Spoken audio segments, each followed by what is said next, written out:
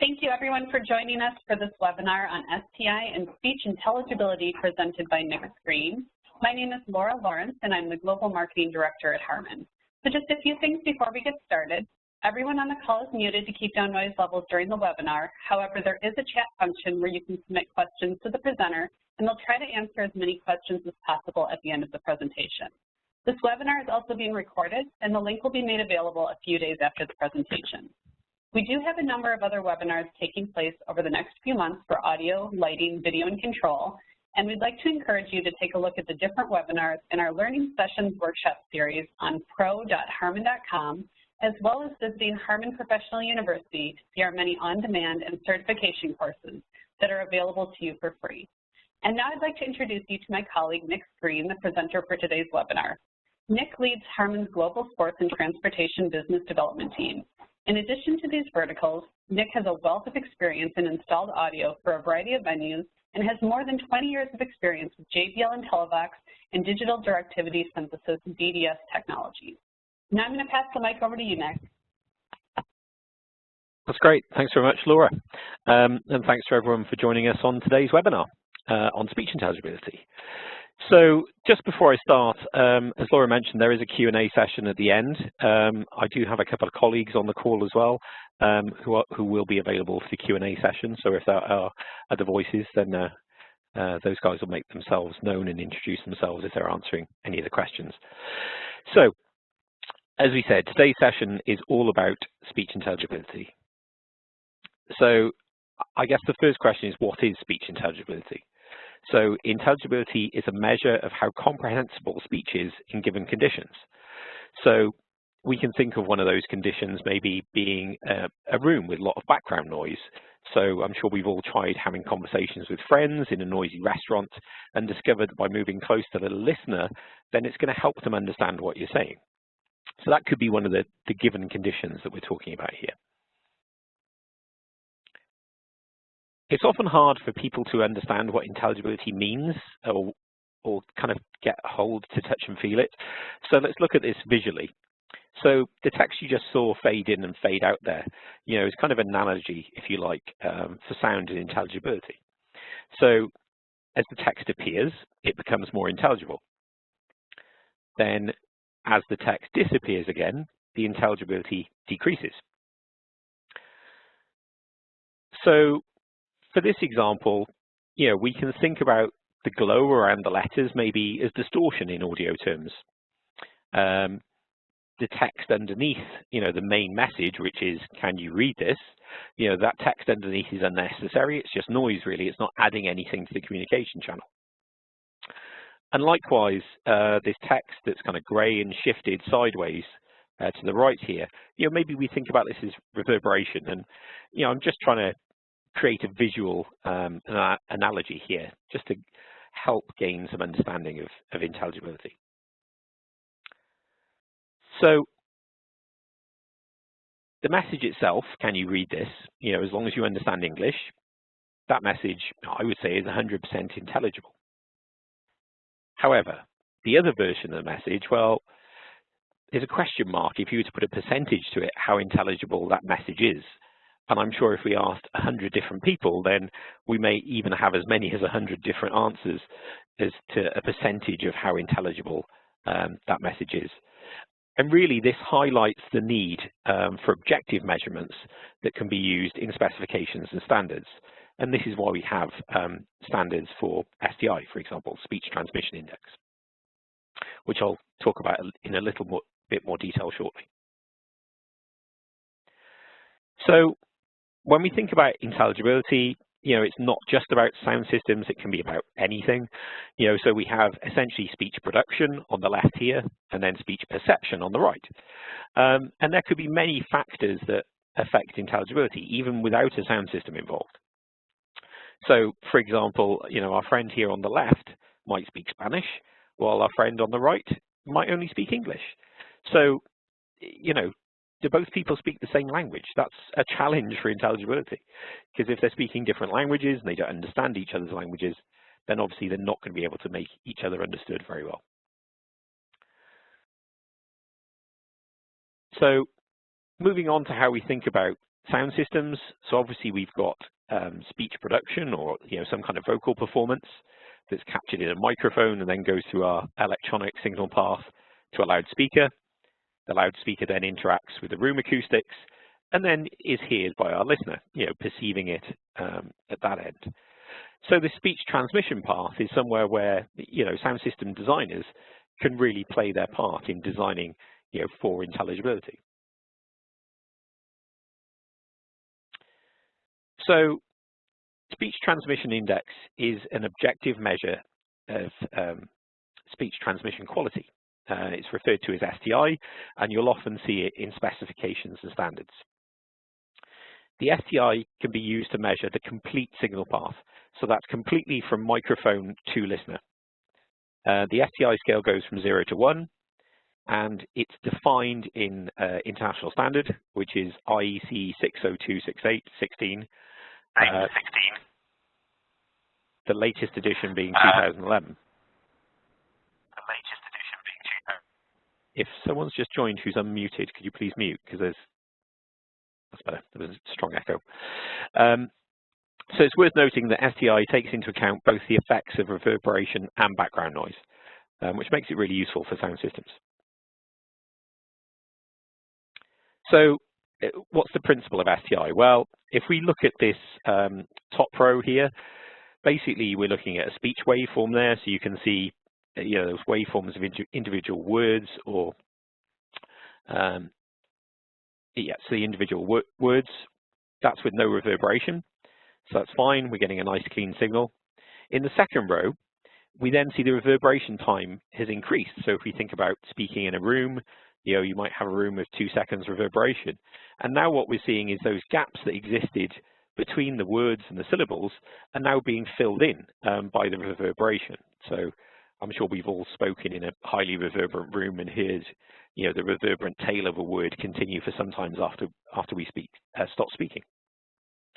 Equally, as we increase the reverberation time to 4 seconds, as we have there on the bottom row, then you can see that the reverberation is really strongly filling in those gaps, which is going to be a problem for intelligibility. So STI itself is calculated from a measured modulation transfer function. So this transfer function looks at 7 octave bands and looks at 7 simultaneous modulation frequencies per band. So in total, it's looking at a matrix of 96 of these modulation transfer functions. So just to give you an idea, I've got some steeper signal here. So if I start playing this,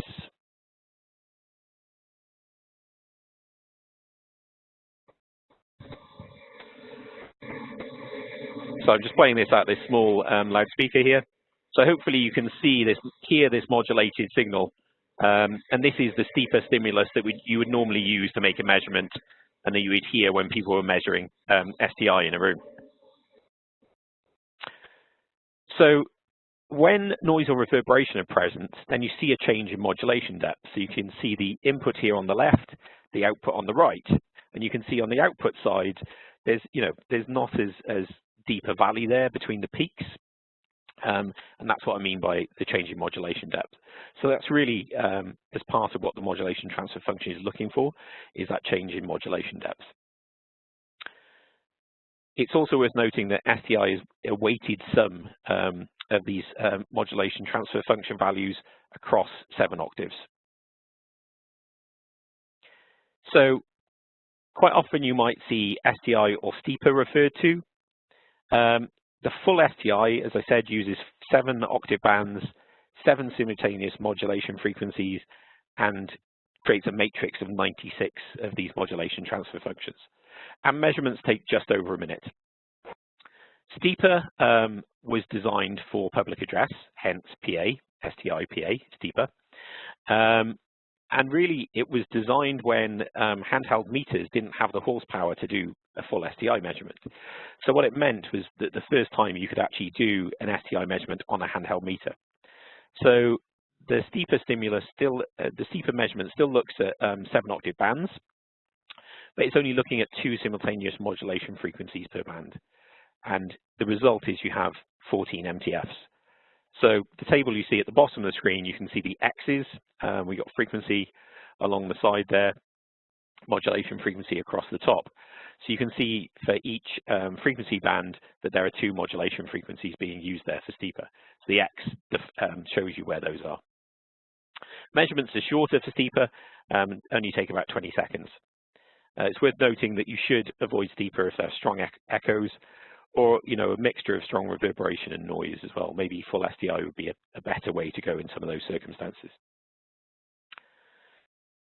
So when we talk about sound systems, it's not just about objective performance, but it's about subjective performance as well, as experienced by the listener. And it's worth noting that there is a strong relationship between speech intelligibility and quality, but they're not the same. So how good it sounds is quality, and how much I understand is intelligibility.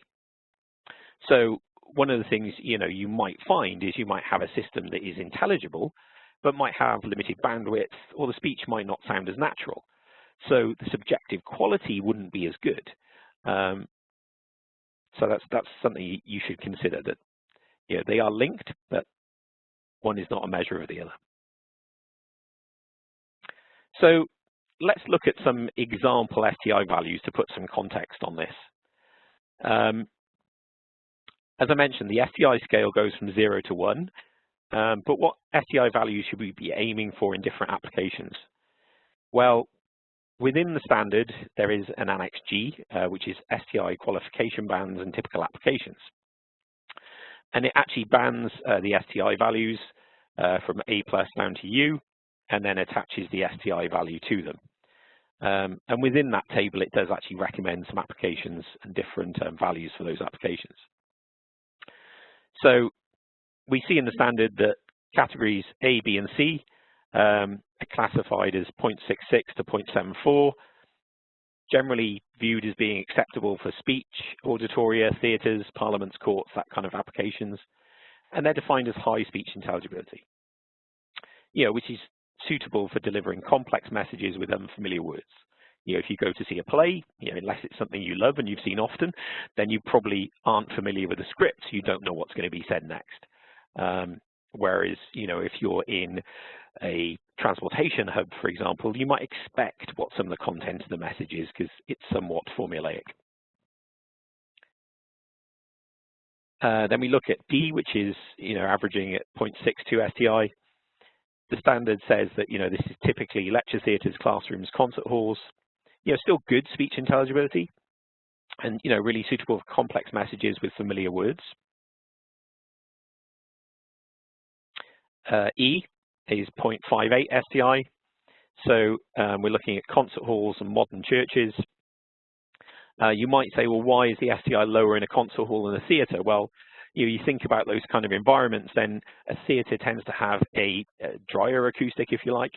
It's a deader room in terms of reverberation, whereas concert halls are designed for for assisting acoustic performances by singers and orchestras.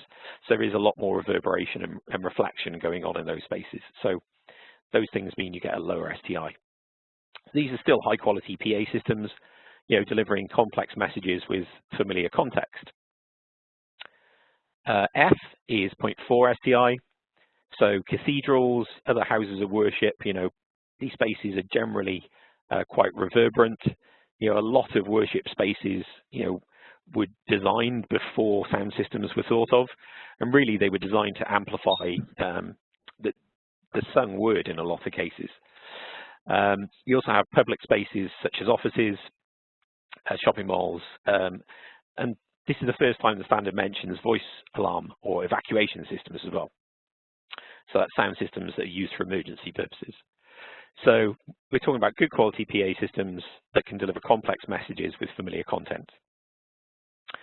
0.5 SDI classified as G.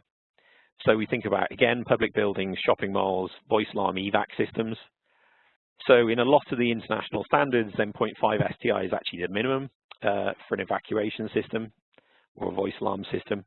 And really it's about delivering complex messages with familiar content. H is 0.46 SDI.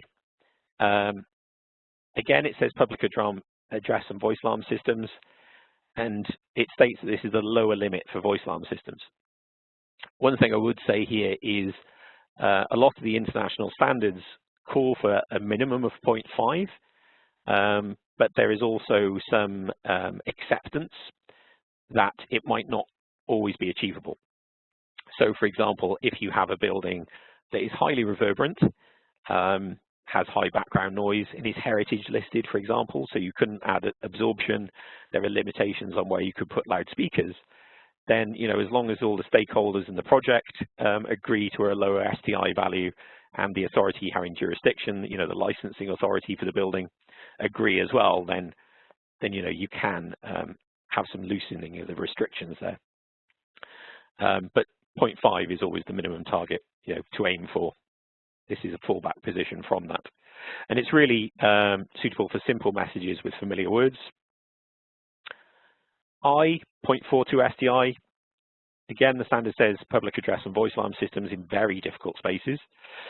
I would hope that, in most cases, you could actually achieve H in a difficult space. We do have within the HARMAN portfolio products for road tunnels, so we do public address announcements in road tunnels, and generally we're able to be in the GH range with those systems rather than down in I. So although the standard says I, in very difficult spaces, I think most of the time you should be aiming for G as a minimum and H as a fallback, really, but that may not always be possible, and the standard allows for that.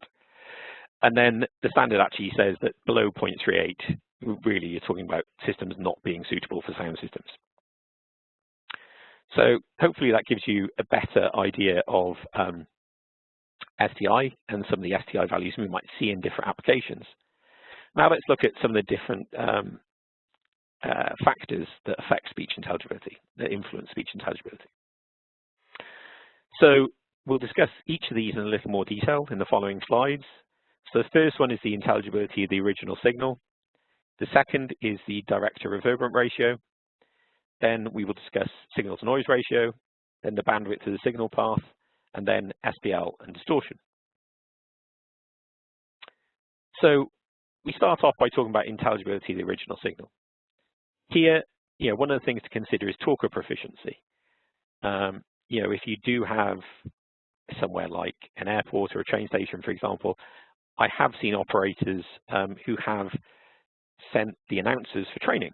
So they're actually taught how to announce and to pace their speech, etc. So talker proficiency is an issue. Microphone technique, again, if you train people on the proper use of a microphone, both in public address systems and also for performance systems as well. We all see a lot of artists now with their fist right around the top of the microphone, which affects its ability to be properly cardioid. So yeah, there's things there that by teaching people how to use microphones properly can have a improvement on intelligibility. The other one is the acoustic environment of the room that you're actually making that transmission from, if you like, where your source is. Now, obviously, if it's a theatre or concert hall, you're not going to be able to do anything like that. But if it's a control room, for example, in a transport hub, then you might think about ways of reducing the background noise, trying to add some acoustic absorption so there's less reflections in the room and less reverberation, because all these are going to be fed into the sound system and degrade the quality of speech. And some of these issues can be overcome by using properly pre-recorded announcements. And as always with any sound system, rubbish in is rubbish out. So the next of our points that we looked at there is direct to reverberant ratio. So direct sound is sound that travels directly from the loudspeaker to the listener. Then we have reflections and reverberation, which is sound that's reflected off the surface in the room before it reaches the listener. And the direct to reverberant ratio is the ratio between the two. And a good direct to reverberant ratio is important for speech intelligibility. Room acoustics, of course, are the critical factor here. So room volume, room shape, reverberation time, and the absorption coefficients of the surfaces will all play a part in the intelligibility of the system. Then we think about methods for improving direct reverberant ratio. So some of the methods could be adding acoustic absorption to the room. Now, as a sound system designer, you might not have the ability to make that decision, but if you're involved in the design process at an early stage, it's a new build project, for example, then you can talk to the acoustic consultant, the architect, and maybe talk about adding absorption in the room to make sure that the STI goals of the project are met. Another solution could be to use directional loudspeakers. So rather than an omnidirectional source, a source that projects sound in all directions equally, something that acts more like a spotlight than a floodlight can also help improve intelligibility. And then moving the loudspeakers closer to the listener can help as well. So now would be a good time to introduce some of these solutions from JBL.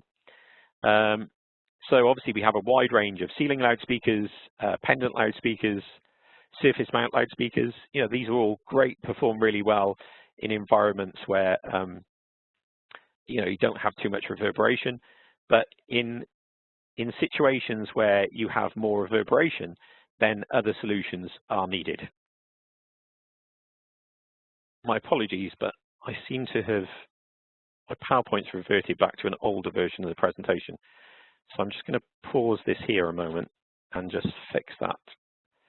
So please bear with me for a few moments while I do that.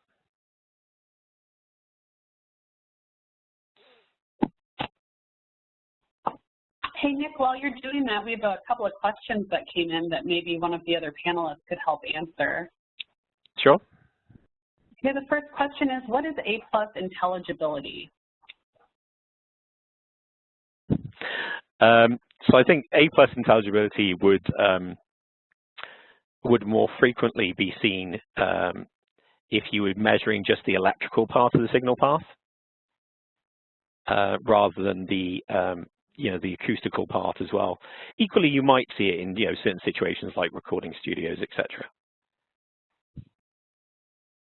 Okay, and then we had another question asking, according to which standards are these STI values measured and established?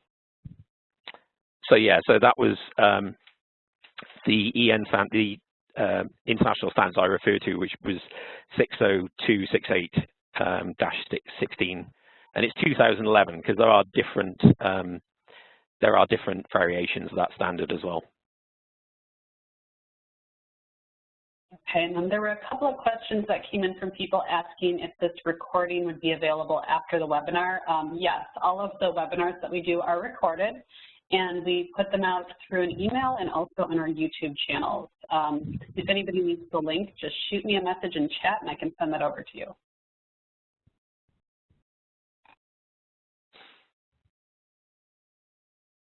And thanks everyone for your patience. Sometimes we have little technical yes, sorry about that.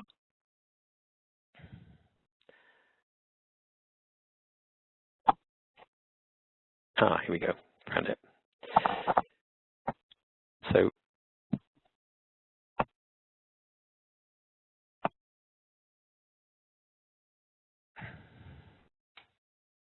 it looks like a lot of people want the link, so I'm just going to send it out to everybody and put it in the chat box. And this is the link to the full playlist out on YouTube. All of the webinars get loaded there. It usually takes us a few days after we do the live presentation, but they all get there. Great, thanks for that, Laura. So have you got my presentation screen again now? Did you lose it? Bear with me 2 seconds. Just need to unpause.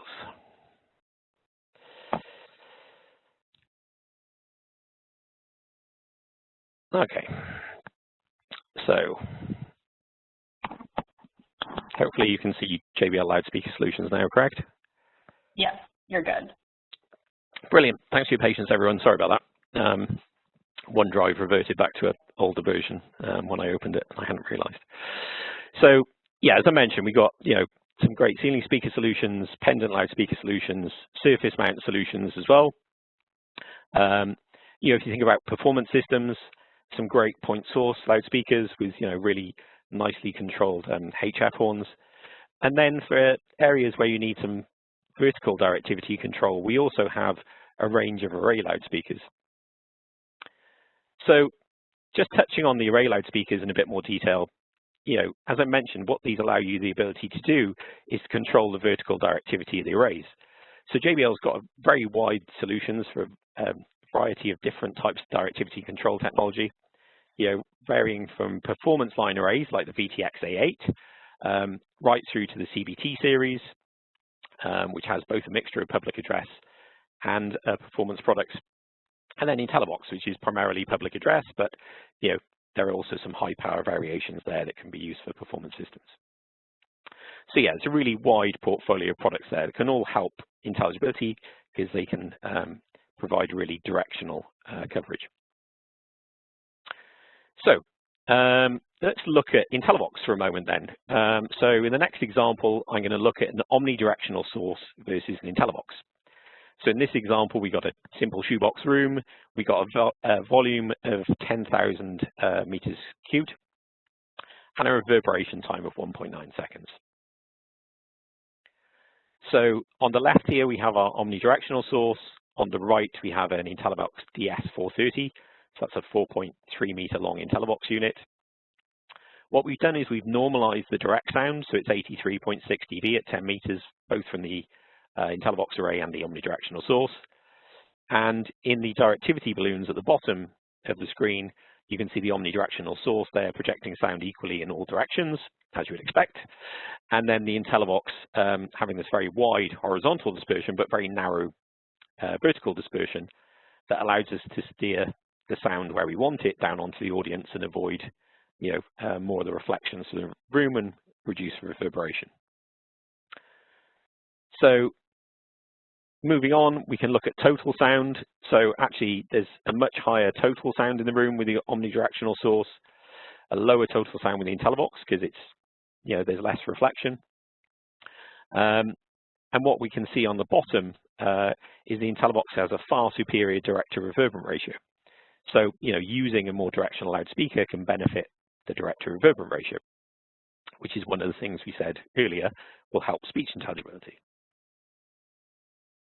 So next example I'll look at is a room that's 20 meters by 40 meters by 8 meters high, reverberation time of 2 seconds, and we'll look at two systems, 32 ceiling loudspeakers versus a single IntelliVox 430 again. So here with the ceiling loudspeakers, we can see direct sound of 73 dB. We've normalized it in the model, so we've got 73 dB for the IntelliVox as well. And also we can see that the sound power is slightly higher for the ceiling speaker system. It's 104 dB versus 101 dB for the IntelliVox. The result is that the total SPL is 3 dB higher for the ceiling speaker system than the IntelliVox, which means the direct-to-reverberant ratio for the IntelliVox is better than it is for the ceiling speaker system. Now, there's nothing wrong with the ceiling speaker products. It's just in this particular environment, the IntelliVox is giving a better direct-to-reverberant ratio. So if we now look at the SDI values, what we can see is we're actually getting a mean SDI of 0.4 with the ceiling speaker system across the floor area, and then an average, a mean of 0.53 with the IntelliVox. So, it's a considerable step up in SDI from the IntelliVox. If this was one of those EVAC systems that we mentioned earlier, then the ceiling speaker system would fail, and the IntelliVox system would pass on that criteria of a 0.5 pass rate.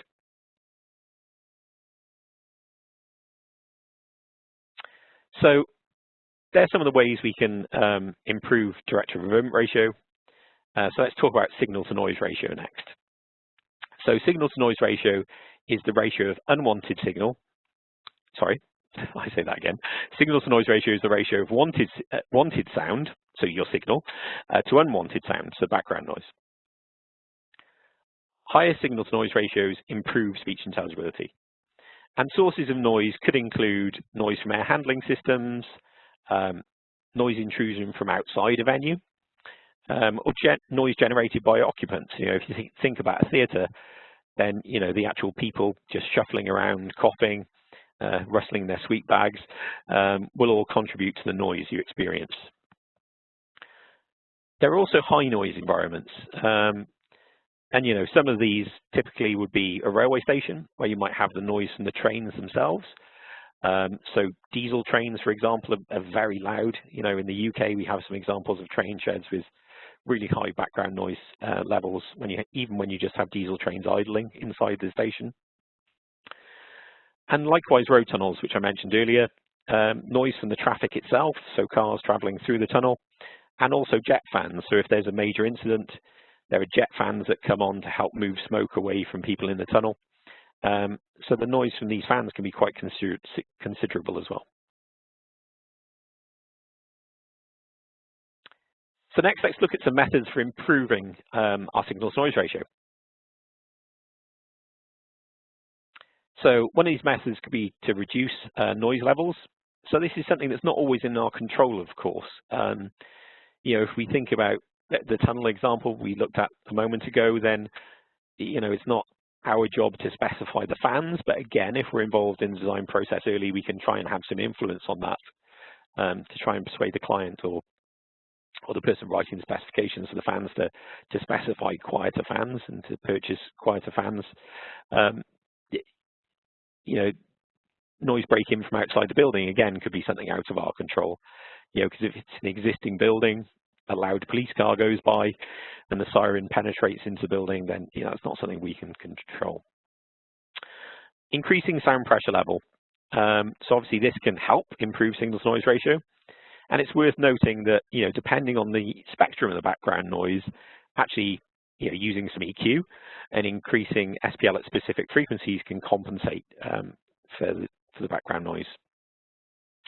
And finally, moving loudspeakers closer to the listener. Again, yeah, helping improve that signal-to-noise ratio. Not always possible, but if it's something you can do, then why not?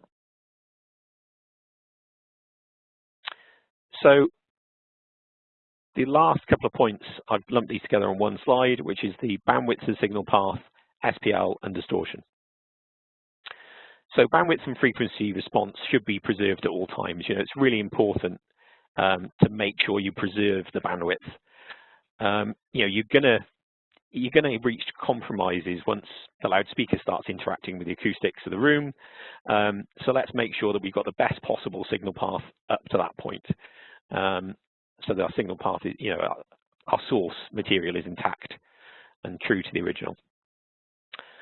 Fairly obvious, I guess, for sound system designers, but distortion should be avoided at all times throughout the signal path. And it's important to note as well that high sound pressure levels can reduce STI as a result of level-dependent auditory masking. So I guess this is something that may not be obvious to a lot of people, so I'll just dip into that last point in a bit more detail. So if you have normal speech, what you see on this graph here is sound pressure level there across the axis on the left. Across the bottom, we've got frequency, so 125 hertz, 250, 500, 1 kilohertz, 2 kilohertz, 4K, 8K. So looking at the 250 and 500 band specifically here, what we can see is with a speech level of 65 dB, there is this masking effect, this upward masking effect on the associated band at 500 hertz, which is effectively like introducing noise into the STI calculation. So this has an effect of reducing the STI. At low levels, it's not too much of a problem. As you increase the speech level, so if we go up to 100 dB, this effective noise goes up quite considerably. You know, one of the things we could do to try and mitigate this, of course, is we could EQ out some of the lower frequencies and reduce that effect, which is where equalization can come in handy sometimes for reaching an STI figure. So just to put that in perspective in terms of a chart, so what you see here, you know, vertically, you've got the maximum achievable STI going from 0.65 to 1. So 1 being perfect. And then across the bottom here, we have the male speech level going from 70 dB to 130 dB. Now, we'll say this is a simulated situation. So we're actually taking the perfect loudspeaker, so perfect frequency response. We're looking at anechoic conditions, so no reflections at all, no reverberation, it's completely dry. And there's no noise here as well. So what you can see is, below 85 dB, then there's not too much of an effect. You're having at 85 dB maybe a 0.05 reduction in STI due to the high SPLs.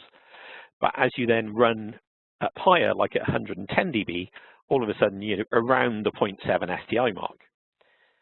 So what does this mean? Well, it means that when you do have systems where you have high levels of background noise, therefore you need to operate them at higher level, then it becomes really challenging to achieve the required STI. So if someone, for example, said to you, I need the system to be able to achieve 110 dB and to have an STI of 0.8 while doing it, well, what you can tell them from this graph is that's utterly impossible, because even with a perfect loudspeaker in an anechoic room, then you won't hit 0.8. So 0.7 is the maximum, and that's without any reverberation. So hopefully that gives you an idea of what the effect of level-dependent masking is. And finally on this section, before we look at predicting STI, it's also worth mentioning non-native listeners. So research has shown that for non-native listeners, then the STI needs to be higher. Sometimes almost as much as 0.1 STI higher. So if people are listening in their second or third language, then they do require a higher speech transmission index. So let's look at ways of predicting STI for a moment. So STI can be predicted using simulation software. There's a number of software packages out there, both commercially available and many packages free of charge from manufacturers like ourselves as well. So JBL PDA allows you to calculate STI statistically. There are also packages that are commercially available like Cat Acoustic, Ease, and Odeon, which will allow you to do statistical or ray tracing methods. And I mentioned statistical or ray tracing methods there, and you can produce using either methods. And then in the next slide, I'll actually talk about the methods in a little more detail. It's worth noting, if you're working based on specification, it will normally state a minimum STI for the system, so that'll be a requirement when you're designing the system. And depending upon the type of venue, the application, and where you are in the world, then there's also going to be relevant standards which may apply. And these may set minimum STI requirements. So one of the ones I mentioned earlier, for example, was for these EVAC systems, and there are many of the international standards that say 0.5 is the minimum acceptable for those systems. And finally, it's worth noting that STI should be calculated with the background noise included. So basically, you should measure it in the same kind of environment as the system will be used.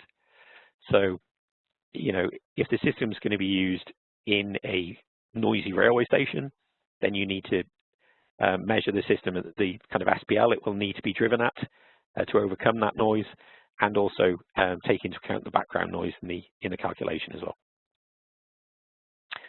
So I mentioned statistical prediction versus ray tracing a moment ago, and both solutions, are valid, but in different circumstances.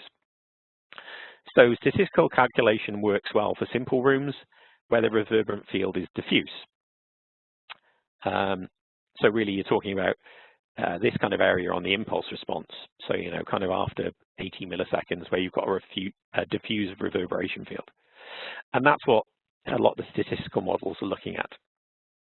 However, if you have a lot of discrete reflections, so you see here, the green lines between 50 and 80 milliseconds, which are the first reflections, and discrete early reflections. If you have a lot of these reflections, then really you need to be looking at ray tracing, because they're not taken into account in statistical models. So one example where you might, insist on using ray tracing could be a concert hall, for example.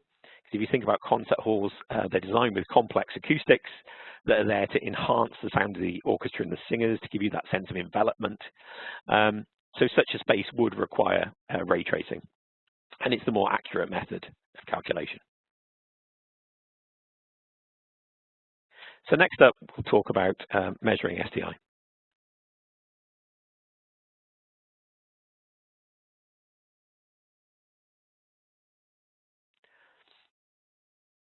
So going back to the slide we looked at earlier, on the left, we've got our source, where our speech is being produced from. We've got our speech transmission chain, which is our loudspeaker in our room. And then we've got the listener, which is the person perceiving the speech. And as I said, this is where the sound designer can really have an influence over the intelligibility. So there are a number of handheld meters and PC-based software packages available. These are just some of the products I'm more familiar with, but there are plenty available from various different manufacturers out there. So one of the things I mentioned earlier, and it's worth emphasizing, is you can measure STI through the complete signal chain. So what you can use is use the talk box here on the left in place of the source, the person speaking, performing. So you can actually place the mic in front of the talk box, play the steeper signal, and then measure it in the room using the meter. Alternatively, you could choose to inject the steeper signal electronically, so you could actually put that into your DSP through your amplification, etc. But both options are available to you, but it's worth noting that you can use these talkbox devices to measure the complete chain as well. Likewise, you could use STI to just measure the electrical part of the chain if you chose to. So some points on measuring STI then. So how many measurements is quite a common question. Well, you need to check the specification and applicable standards. That's the most important thing. Make sure you're following those. Your measurement grid will depend on the size of your room. Typical grids could be 6 to 12 meters, for example. And in very large spaces, you think about a large stadium, something like 70,000 seats, you're not going to be able to have a very dense grid because you'll be there for hours, months, years trying to measure all those measurement points. So you may have to choose a larger grid for practical reasons. You might choose a section of seating on each tier, for example, and do it that way. But the most important thing is you're capturing a true reflection of the system's performance. Measuring at the correct height is important. So are people going to be seated or standing? So if it's a concert hall or theatre, then 1.2 meters for a seated audience. If it's going to be a transport hub or something where people are standing up, moving around, then it's going to be 1.7 meters. And there are all kinds of applications where people might be standing and seated, worship spaces, for example. That's really common. So you might choose somewhere in between, like 1.5 meters. And again, that might be specified in the specification. I've seen specifications for projects where it says measurements must be taken at 1.5 meters from floor level, for example. So the other thing is to take multiple readings for each location. There can be some variation in readings. So ideally, you want to take 3 or more readings and average them. If you do get a high variation in readings, for example, above 0.05, then you can disregard that reading and take another one. The other thing to note is unwanted noise, and I'm not talking about background noise, but unwanted noise when you're taking the reading. So this can have an impact on measurements. So, you think about, you're in a venue and there's still some people around working, but you're trying to take some measurements. So some of those noises could have an impact on your measurements, especially, fluctuating or impulsive noises.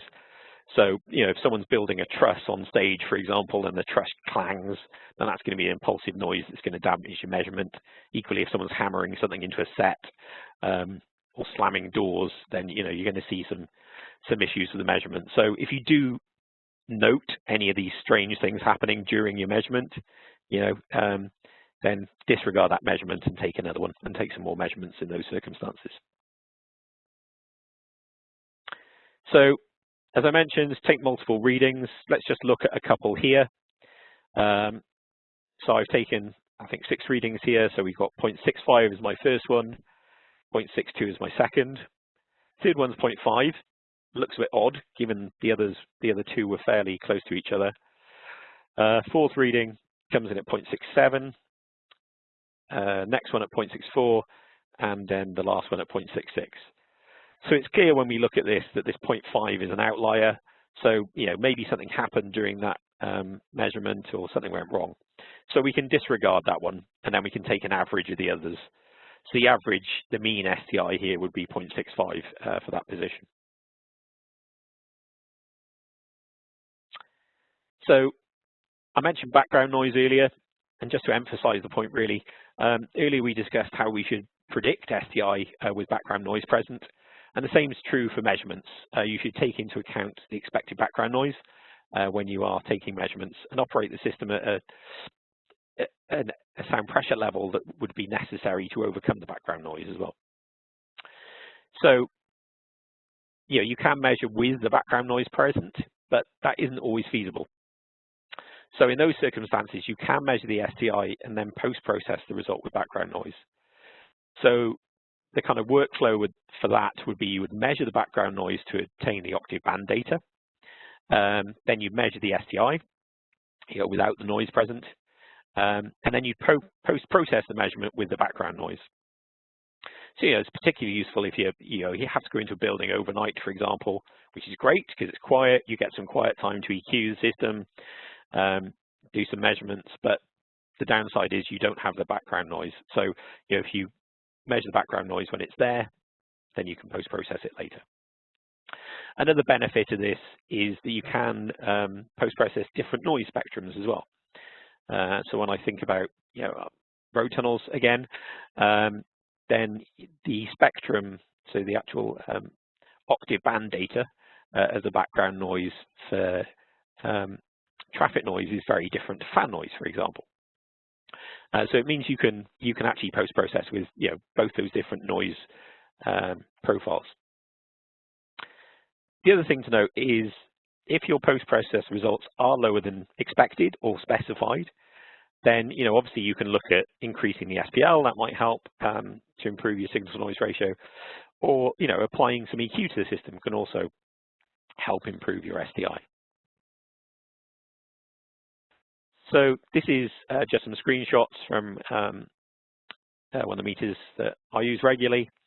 So on the left, you'll see the first screenshot, which shows you the sound pressure level here for the measurement, which is 65 dB, showing an SDI of 0.91. This is just an example measurement, so it's obviously excellent. Then in the next image to the right, you can actually see then SPL at each of the different frequency bands and a bit more detail on the different modulation transfer functions as well that we mentioned earlier. There's some nice features in this one as well. You can turn the level dependent masking on and off. Normally it would be on. And you can also choose whether to post-process with noise. And on the final image on the right, what you can see there is you can actually enter the noise in octave bands, or you can take data from your last measurement as well, which is quite a nice workflow with that particular meter. But as I say, a lot of manufacturers have similar functionality to this. So we touched upon equalization for a few moments earlier, so let's look at that in a bit more detail. So EQ can improve both the subjective quality and the SDI, and depending on the venue, the application and the specification, you may decide which to prioritize. So I've got two examples here. So the first example is the theatre sound system. So this system has a good frequency response. It's designed to amplify music and speech.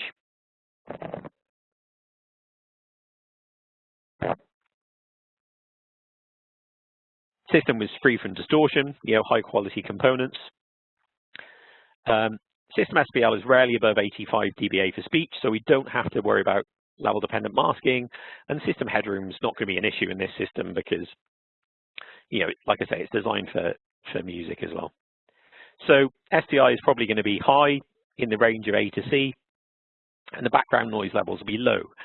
Really background noise is really going to be noise from the audience themselves, and then technical noise. So that could be noise from air conditioning systems, it could be noise from moving lights, for example, that kind of thing. They're the only noise sources you really need to consider. So in this circumstance, priority would be weighted strongly towards subjective quality, whilst of course you want to preserve those high levels of intelligibility. Taking the complete opposite end of the spectrum, is our road tunnels. These are really high noise environment with really difficult acoustics. The systems tend to have a more limited frequency response, so not as wide bandwidth as something we'd see in a theatre. They're not high fidelity in that respect. System distortion could be possible at high levels. Sometimes the systems are running, in excess of 100 dB, so you could see some distortion there. And the SPL is high, so we're delivering about 102 to 105 dB with speech shape noise. So which means now all of a sudden that level-dependent masking that we spoke about earlier comes into play. So our STI is already punished because of the high sound pressure level, and our system headroom is going to be low. So we might expect STI from the system to be H. I would hope that with some good EQ and optimization we'd be able to get it up to G. And again, the background noise levels play a part in that. You've got background noise levels probably above 90 dB, 95 dB even, and that could be traffic noise or jet fans. So as I mentioned, they have these fans for moving smoke through the tunnel and for helping with airflow. And when those things go full speed, then you really know about it. So in these situations, the priority would really be weighted towards achieving the highest possible STI. So you want the highest possible speech intelligibility, and from a contractual from a contractual point of view, then you've probably got a minimum STI to meet as well. So really trying to meet that value contractually in to get the highest intelligibility, so people can hear the message is the priority, and then subjective quality would be secondary. If I measured one of these systems and it was measuring 0.55, for example, then yeah, maybe you could look at making the speech sound a bit more natural rather than just EQing for intelligibility. So just to continue the theme there on the tunnels, so HARMAN do have a product called the ABF 260, which is a large format horn that we use for tunnels. It's actually half a horn that mounts against the ceiling of the tunnel. The frequency range is from 300 Hertz to 12 kilohertz, which, for speech, for announcements in the tunnel is fine. And the maximum SPL at 4 meters is 119 dB. So the tunnel we'll look at actually has 2 tubes, but the measurement's just taken in one of the 2 tubes. Tubes are each 1.6 kilometers in length. Width is 15 meters, height is 5.5. And as you can see here from the picture, there's little or no absorption. The ceiling is concrete, the walls are concrete, and the road surface itself is closed asphalt. So there's not a huge amount of reverberation going on in that room. So it's about as reflective as you can get. And there's a lot of lateral reflections and early reflections going on as well. So in terms of speech level, then, we'd be looking to get a speech level of between 103 and 105 dB. Especially when you consider our background noise, in this case, we're assuming is 95 dB. Really you might want a higher signal to noise ratio than that, but you also have to consider people's hearing as well. You don't want to be causing hearing damage to the occupants of the tunnel when you're making announcements. Then the other thing is the STI. So when we measured the STI in this example, so with the system completely flat, no EQ, so this is the most extreme example, obviously you would add some EQ, it's actually measuring as 0.39 out of the box. So clearly that's not going to be high enough, we need to get that higher. So what we did is we actually took a number of measurements. So the blue tube you see across the bottom of the screen is basically one of the tunnel tubes. You can see the loudspeakers in the kind of triangular shape. They're spaced every 50 meters and then delayed back to each other. And those little red dots are actually microphone measurement points. So we have a number of measurement points on axis to the loudspeaker, so directly center of the loudspeaker, and then a number of measurement points to the side as well, so close to the wall of the tunnel. So yeah, so we had a look at all those measurement points and looked at what we could do in terms of EQ. So with some careful equalization, we could take that STI up to 0.49, which is a big jump, and this is extreme. But I use this example for that reason. You wouldn't see these kind of gains in other situations, but what you can get is massive gains. So how do we achieve those gains? Well, part of it was adding some more high frequencies, so in the area where the horn's not quite as sensitive, and some of the more important frequencies for speech, we added some boost to the equalization. Likewise, we cut some of the lower frequencies. So 250 hertz, 125 hertz, not so important to us in terms of intelligibility in this application. We're not worried necessarily. Well, it'd be nice to have good sound quality as well, but sound quality is not a priority, so it doesn't matter if the announcement sounds slightly thinner. So equalization can have an impact on SDI, but I guess the warning here is it won't always be as big a difference as this. Sometimes it can be very small differences if you're working in a theatre or concert hall environment with a really wide bandwidth system. And just to go back to that point about the masking again, so as I said, in that example I just showed you, we reduced the lower frequencies, the EQ at lower frequencies, which of course reduced that effective noise, which is helping our STI value. So EQ can be a useful tool in helping STI. Okay, so I guess that brings us to the end of the formal presentation. I'll just summarize before we go on to the Q&A. So just in summary then, so STI is an objective measure of speech transmission. You'll see it referenced in standards and in specifications. STI can be predicted, using some of the software packages we mentioned earlier, and measured using both handheld devices and computer-based devices. There are many factors, that can improve STI. One is adding acoustic absorption to the venue, designing with more directional loudspeakers, things like, the VTX line arrays that we saw from JBL, CBT, and Televox. They all help improve the direct to reverberant ratio. Improving signal to noise ratio can be a great help as well. We've seen that sound pressure levels over 85 dB can cause a reduction in STI because of this level dependent masking. And we see that systems need to be equalized to have the optimum balance between intelligibility and subjective quality. So going back to our example from earlier, in the theatre example, then, quality was our priority because we already had good intelligibility, whereas something like a tunnel, then actually optimizing for intelligibility is going to be a higher priority than subjective quality. And it's about striking the balance that's best for the client and the venue and the application, really. And final point obviously is JBL does offer an excellent portfolio of loudspeaker solutions which can help sound systems designers meet their clients' requirements and deliver STIs in even the most challenging of spaces in some cases. But these are all tools. They're not magic wands. Things like Intellivox, we can electronically steer the sound where you need it, but it's not a magic wand. So you always do need to follow good design practice and try and get a nice acoustic in the room to start with as well.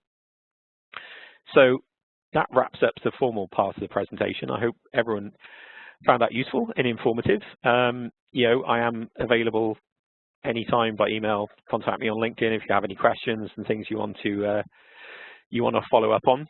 And I'll hand over to Laura for the Q&A. We do have a number of my colleagues I mentioned. We have Raul, Stefan, and Keith Caggiano, and I think Santiago as well on the call to help answer. Okay, well, we do have a bunch of questions here. The first one is asking, is there a handheld meter that can be purchased that will give us an accurate STI measurement? There are a number of meters available on the market. The one I showed in my example was from a company in the Netherlands called Bedrock. NTI produce a meter, and there are a number of other meters, and as I say, software packages as well that allow you to do room acoustic measurements, sound system measurements, and will do STI. Okay, the next question is asking, what is the correlation between the frequency and the 7 octaves and that chart that you showed? So the modulation frequencies were carefully chosen by the team who developed STI. I don't know exactly the answer to that question, if I'm honest. I'd have to dig deep into the standards or talk to one of the people who contribute to that standard to get that detail to get that answer in detail. But yeah, I'd be more than happy to help you find that information if you reach out to me. Okay, next question is asking if you have any tips for outdoor measurement. For outdoor measurements, obviously outdoor STI itself is going to become less of an issue. Obviously, I guess the biggest factor outdoor is wind quite often. So make sure you're using a decent windshield that's not affecting the acoustic performance of the measurement mic, but is reducing the wind noise, so you're not having wind noise causing any impact on your measurement. Okay, next question is asking, and I'm sorry I didn't catch this at the time that it was being asked, but it says what software tool is being shown in this slide? I don't know if there's a way to determine. Yeah, that's fine. So the prediction software I showed in the slides was actually the JBL DDA software. That's available to download free of charge from the JBL website. Okay, next question. Is there a variation in STI levels when predicted on simulation software versus the actual install with limited changes in factors that matter? Yeah. It's always a difficult one because, with any model, it's only as good as the information you input. So if you have some really accurate information about the absorption coefficients, the geometry of the room, etc., then you would expect your accuracy to be higher for your prediction, and the correlation from prediction to measurement to be higher.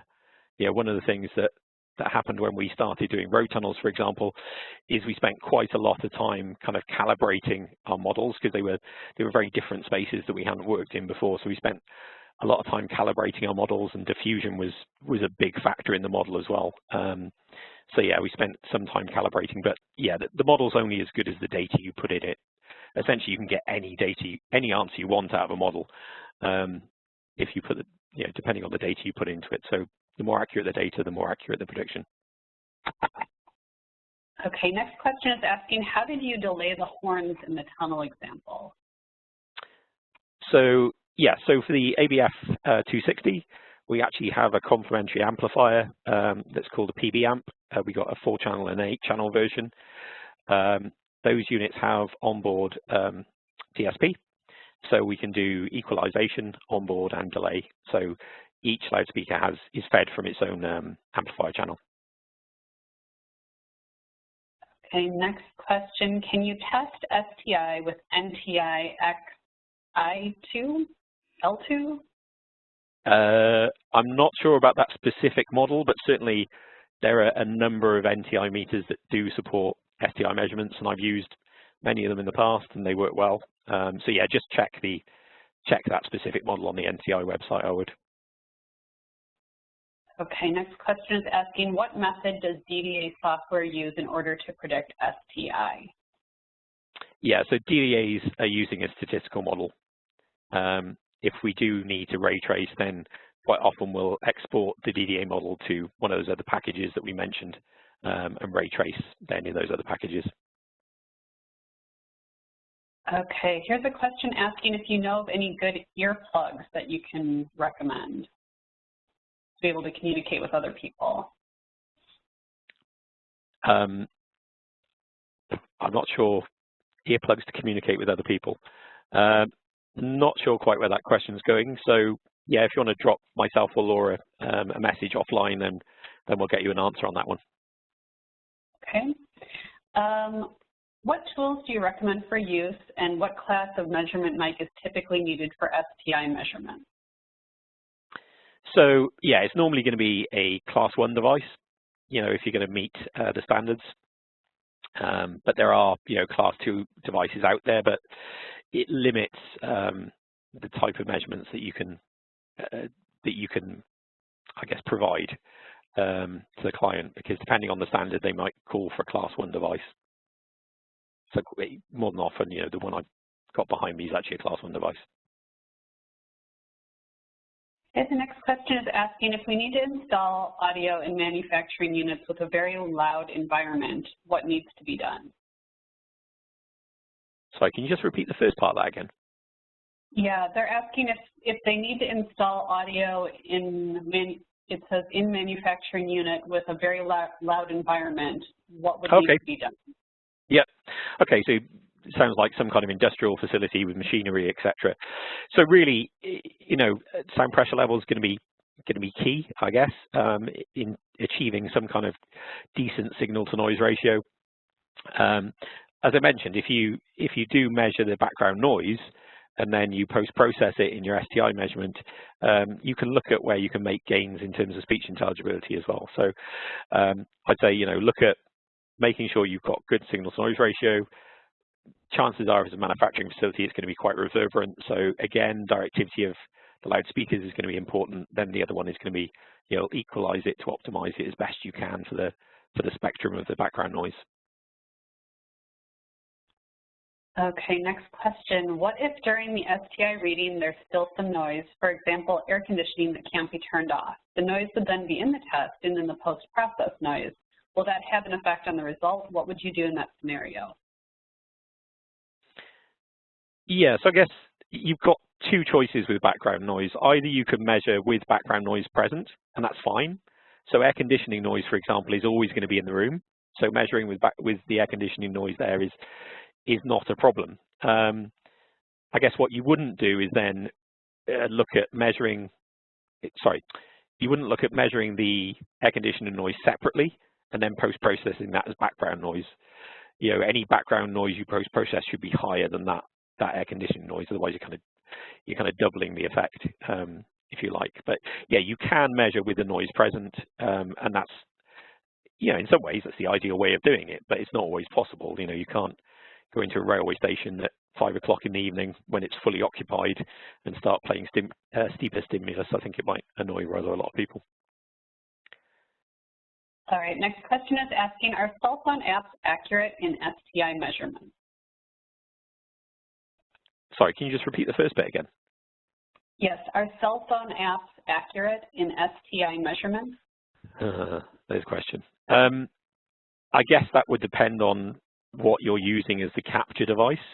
I know there are a number of apps out there. I think if you're using the internal microphone on the phone, then it's only really going to give you a kind of finger in the air, if you like, estimation of where the STI could be, because obviously it's not a calibrated microphone. You don't know what the frequency response of the microphone in the phone is. If you are plugging an audio interface, that's known and calibrated and a microphone into the phone, then yeah, you can get some pretty accurate results. But yeah, if you're using the internal microphone, then the accuracy is going to be low. Okay, what should be the ideal value of STI for auditorium applications? I think for auditorium, as we looked at earlier in those examples, then we're really looking at that kind of A to C band, maybe D. So you're looking at really above 0.6 in that application. Okay, the next question is asking, usually measurement is done in an empty venue. What is the expected point when the venue is occupied? What's the expected point when the venue is occupied? I guess what that's asking is, yeah, so if you're measuring in an empty venue, then as I mentioned with the post-processing and noise, you can measure the background noise when it's occupied. So, you could, if a venue hasn't opened yet, for example, then you could measure the system and measure an STI level, run the system at the kind of SPL you would expect. Then, once the first event is there, you could then measure the background noise, post-process that with your results. If everything's good, you're meeting the requirements, then, you shouldn't need to go back necessarily. But, you might want to go back and look at doing some more system tuning just to optimize the result once you do know what the background noise is. Okay, the next question is asking, in line safety applications, who typically are the authorities having jurisdiction, AHJ? What legal liability do system designers and system integrators face? Oh, that's a complex question. So it's going to vary from country to country is the only really way I can answer that. So you do need to check your standards. In the US, for example, you've got the NFPA standards. In the UK, you've got things like BS 5839. They're also European norms. So yeah, you really need to consult the local standards, and it will also it will also vary as well maybe by type of venue as well, because there are different standards that apply to different types of venue. So yeah, there's not one answer fits all, if you like, for that one to a worldwide audience. It will very much depend from country to country. Okay, it looks like that was the last question that came in. I just wanted to thank you, Nick, for doing the presentation and for our panelists being available to assist. And for everyone attending, we appreciate you attending this webinar and all of the other sessions that you've been joining in on. If you're interested in any of the upcoming sessions on the calendar, you can find that on pro.harman.com. And just a reminder, the recorded version of this webinar will be available in several days out on that link that I sent you in the chat. If you missed it, just shoot me an email and I'll be happy to send that to you. So thanks very much and have a great day. Thanks, everyone.